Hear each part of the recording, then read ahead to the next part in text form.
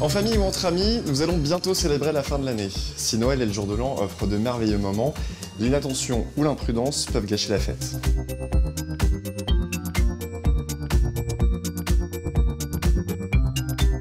Coupures, incendies, chutes, électrocutions, chaque année, les accidents de la vie courante touchent plus de 11 millions de Français. 20 000 perdent la vie et la grande majorité de ces accidents se produit à la maison.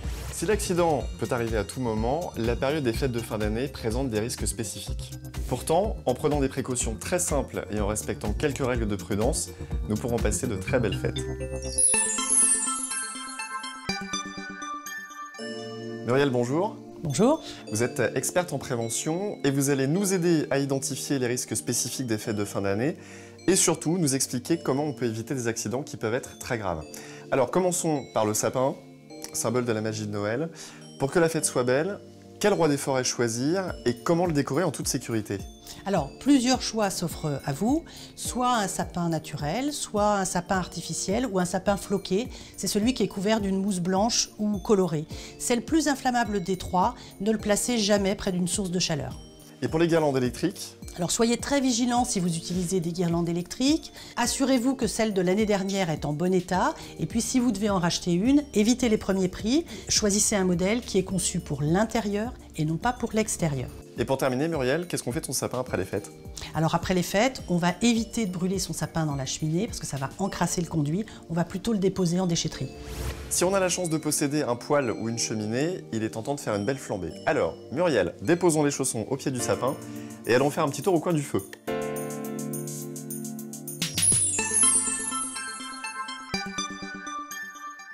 Le foyer nous fascine et nous réchauffe, mais il n'est pas sans danger. Muriel, comment est-ce qu'on peut faire un beau feu en toute sécurité, sachant que, outre le risque d'incendie, le monoxyde de carbone peut intoxiquer les habitants de la maison? Alors effectivement, les intoxications au monoxyde de carbone font chaque hiver plusieurs dizaines de victimes. Mais un ramonage effectué par un professionnel et puis une bonne ventilation de l'air intérieur constituent déjà une bonne prévention. On peut également investir dans un détecteur de monoxyde de carbone qu'on placera au niveau de la combustion et qu'on choisira conforme à la norme. Et pour une cheminée à foyer ouvert? Alors si vous avez une cheminée à foyer ouvert, utilisez systématiquement un pare-feu pour éviter que les escarbilles n'enflamment le mobilier ou les objets environnants. C'est particulièrement important lorsque vous allez vous coucher et que le feu reste sans surveillance. Et puis dernier petit conseil, éloignez les enfants du feu, ils sont toujours fascinés par les flammes. Vous pouvez également installer des barrières pour empêcher les plus petits de s'approcher du feu.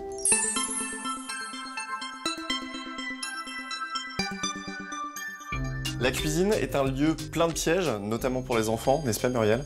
Oui, absolument. La cuisine reste la pièce la plus dangereuse de la maison. Chute, coupure, intoxication, brûlure, c'est un lieu à haut risque.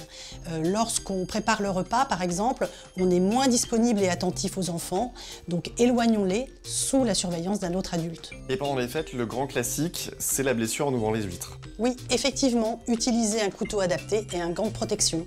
D'autres conseils pour les cordons bleus? Alors si vous devez flamber un plat, soyez très vigilant et pensez à bien éteindre la hotte avant de craquer votre allumette. Et puis au fur et à mesure du repas, pensez à ranger hors de portée des enfants les plats chauds ou les verres d'alcool à moitié pleins. Oui, parce que pendant les fêtes, on boit souvent du champagne. Alors à ce propos, prenez des précautions pour ouvrir vos bouteilles de champagne. Est-ce que vous savez qu'un bouchon de champagne dans l'œil, c'est la première cause de cécité accidentelle? Gardez toujours une main sur le bouchon et n'ouvrez pas la bouteille en direction de vos invités. Et puis, sur la table basse, après l'apéritif, rangez les cacahuètes et les bouteilles d'alcool hors de portée des enfants. Tout semble prêt pour la fête, il manque plus que le Père Noël. Allons voir s'il est passé.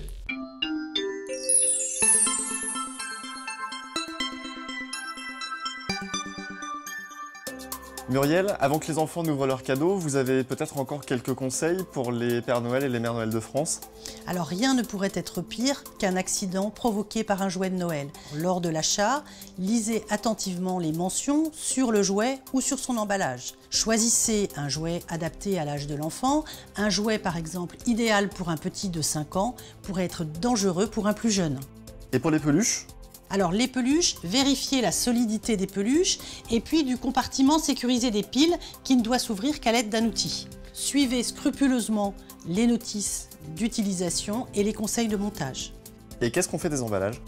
Retirez tous les emballages, les sacs plastiques, les cartons avec lesquels les enfants pourraient se blesser et puis montrez si besoin à votre enfant la bonne utilisation de son jouet. Merci beaucoup Muriel pour tous ces conseils. Une petite coupe ? Pourquoi pas, mais avec modération et sans prendre le volant après. Bonne fête à tous! Avant de vous quitter, je vous invite à vous rendre sur le site d'Attitude Prévention pour retrouver tous les conseils de prévention à partager avec vos proches. Bonne fête, belle année à venir et restez prudents.